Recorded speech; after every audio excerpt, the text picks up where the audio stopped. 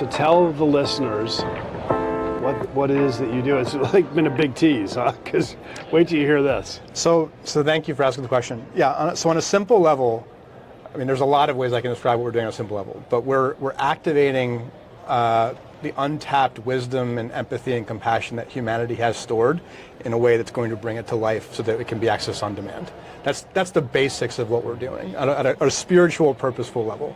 What we're doing in the practical and in the reality is we're giving people the opportunity to find a quote-unquote guide, the guide's model, someone who has successfully and personally navigated a particular life event, life experience, or life challenge themselves, and they've learned certain lessons, wisdom, they've struggled, they've developed skills, they've built networks and resources.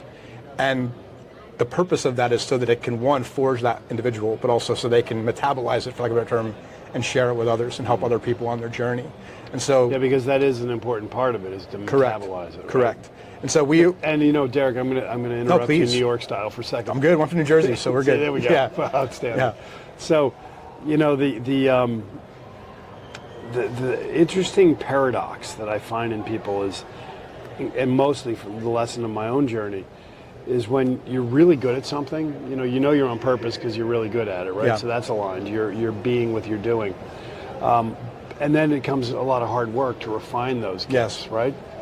But then you end up at a place where I'll speak for myself personally, that it took me a while to actually recognize again my gifts because it was so easy, right? It's like, that's not hard.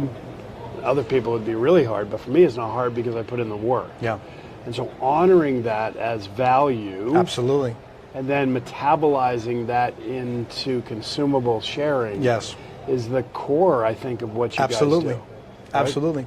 Yeah. And to echo back, mirror back something you said, we're giving people a platform to share their own life story. Yeah. Right. Their life experiences, yeah.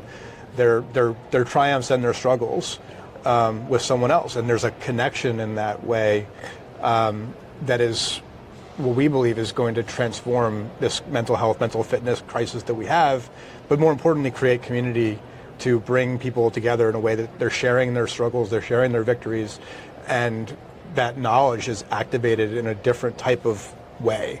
And in some ways, actually remembering almost what it was to be in the tribal days, because you would seek out your elders, you would seek out those in the village who you had a deep connection to give you advice and counsel.